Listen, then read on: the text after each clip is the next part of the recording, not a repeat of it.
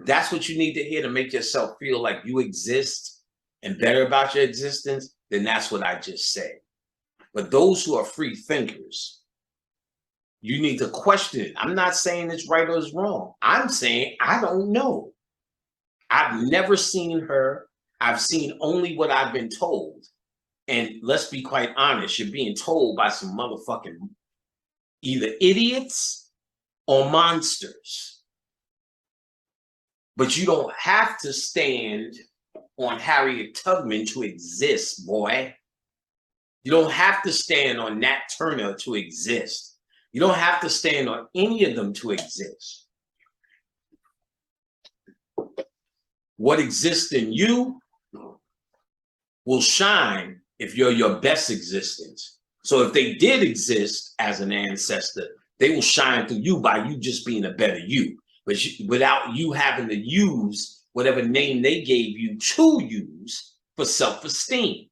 Because if there is a Harriet Tubman, then you have to acknowledge there at least had to be at least many others that we do not know the name of, that you do not use to stand up, but I guarantee you they are behind you if you are something worthy of standing behind.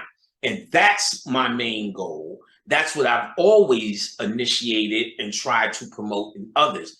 Be something that anyone would stand behind as a standalone entity. You don't need to stand on their backs. If you stand up straight, you will automatically be on their backs. And you don't need to have their names. This is not an ego thing. They raise you up because you came to do it, but only if you do it. If you keep holding on to what they told you to hold on, you get stuck in the loop of nothingness, even if that person did exist. That person is a part of a work. And if that person is truly a part of the work, their ego has nothing to do with it. It ain't got nothing to do with them.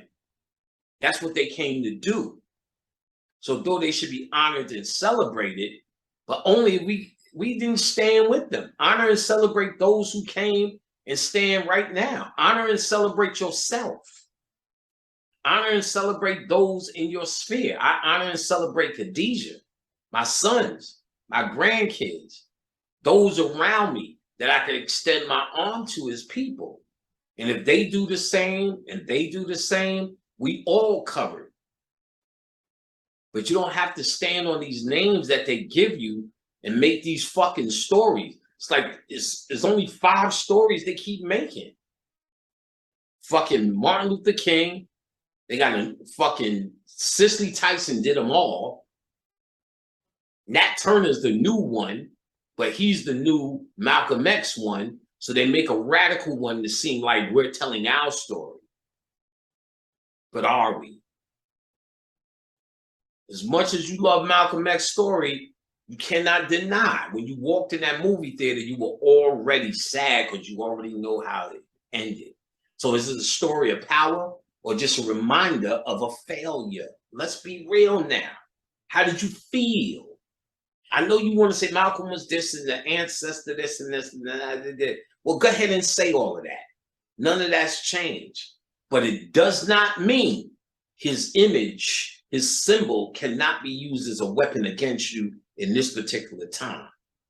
And if you champion him as this undying martyr, this as good as it gets, this revolutionary that revolution died with him type bullshit that they want you to believe, then you get stuck in his death. To celebrate his life, you need to understand that you're an active portion of it. You're what he was bringing forth. And it's up to you to stand up with your own divine mind. We are now past group mentality. Everyone doesn't have to wear a fucking bow tie to live up to his genius. Nigga. You need to do it. It's not about dissing anybody or anything or any ancestor. It's showing that you have a work to do. You cannot just live under that umbrella. And it's one, we acting like it's ours, But what if that's the trend? What if they giving you what they want us to celebrate? Christmas Addicts just didn't stick, but Harriet Tubman did. And then you got to factor in what the Moors say about this reality of history. And it's not what we're saying. It's not what most people are saying. Most people are saying was taught in public school. And then you constantly say how you can wipe your ass with that, though. But that's what you're standing on. The ancestors and the Middle Passage, that was taught in public school. The level of it, millions and millions of niggas. Like, white people have this power. You never even thought about that. That's the end psychological result. The mere fact that white people, they just got motherfucking maps, but they can sail the seas with such mastery to bring millions, millions, millions, and millions of niggas to where 34,000 or 100, whatever number it is, 134,000 million niggas died just transporting them. Then how many niggas made it? Because you're always this minority here. How if all these niggas, they would transport millions and millions of niggas, and millions of niggas died during transport, that means they must have got the bulk of niggas here or a fraction of niggas here. And if they got millions and millions, if they lost millions and millions and gazillions of niggas, that means millions and millions of niggas here. So, but there's millions more white people here. So when the fuck was they coming over? What boats did they come over on? Because we were supposed to be packed like sardines. So they was just doing all these boat rides from Europe till they got more of them niggas here. Lost 100 million of our niggas. But we still ain't got enough niggas here to beat them, the white people. Are y'all buying this shit still? Are y'all buying this shit still? Oh, but their ancestors and they suffered. You don't know that shit. That's what you've been told. Well, Dr. Clark said this, Dr. Ben said that. I'm sorry. They come from a time too. And they're the best we have. But the occultist thinks different. The occultist is not a historian. We factor in history, but at a certain point, you were not there. You go on the best facts, and you can trust Dr. Ben and Dr. Clark for doing the best research possible.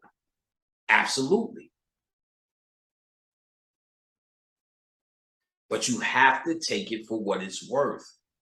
See, me personally, though I factor all that in, and I know their sincerest effort and their heart was there, occult science teaches you a little bit more to question. And see, people don't want to do that. These men have absolutely changed our reality, and it should, because they brought more back to our true history than ever. But you got to remember, they're working with sketchy shit as well. They unsketchied a lot of shit. No doubt. No doubt. But history cannot be absolute law unless you were there and you witnessed it. So you go with the best things you can see now and the logic. And remember, you're still using logic to deduce this must exist because these things took place. So of course, Dr. Ben, Dr. Clark, Dr. Rand Sertima,